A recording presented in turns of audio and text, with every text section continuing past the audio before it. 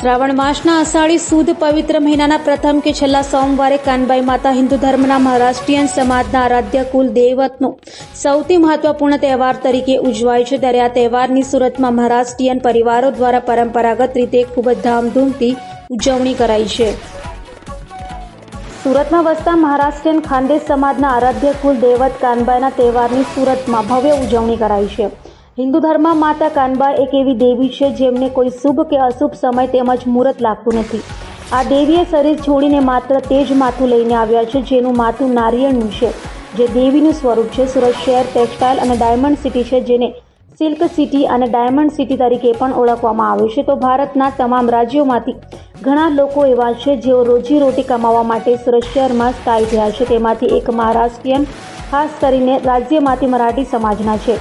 સુરત શહેરમાં વર્ષોથી વસવાટ કરતા લોકો મોટી સંખ્યામાં છે। સુરતના વિવિધ વિસ્તારોમાં કાનબાઈ માતાજીની સ્થાપના કરવામાં આવે છે। મહારાષ્ટ્રીયન સમાજનો સૌથી મહત્વનો તહેવાર કાનબાઈ માતાજી હિન્દુ ધર્મમાં પવિત્ર અષાઢી માસમાં અને પવિત્ર શ્રાવણ માસમાં ઉજવવામાં આવે છે। તો સુરતના પુણા ગામ અને વરાછા વિસ્તારમાં પરંપરાગત રીતે ભવ્યતાથી ઉજવણી કરાઈ છે।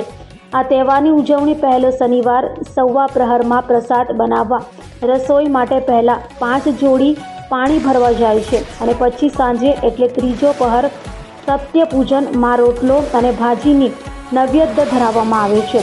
શનિવાર રાત્રે અને હાથની ઘંટડી પણ પરંપરાગત રીતે રાત્રે લોટ દળવામાં આવે છે અને રવિવારે ત્રીજા પહર એટલે કે સાંજે માતાજીની મૂર્તિની સ્થાપના કરવામાં આવે છે, જેમાં હાથથી પીસવામાં આવેલ લોટનો પ્રસાદ બનાવવામાં આવે છે। સમગ્ર પરિવારને એકસાથે મળીને પ્રસાદનું ગ્રહણ કરે।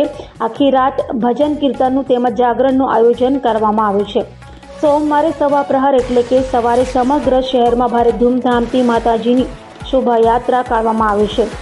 આ તહેવાર ખૂબ જ ધૂમધામથી ઉજવવામાં આવે છે, જેનો ભક્તો માતાજીના દર્શન કરવા, ગાવા, નૃત્ય કરવા અને આશીર્વાદ મેળવવા માટે લાભ લે છે અને બીજી બપોર સુધી શહેરના તાપી મૈયામાં વિસર્જન કરાય છે।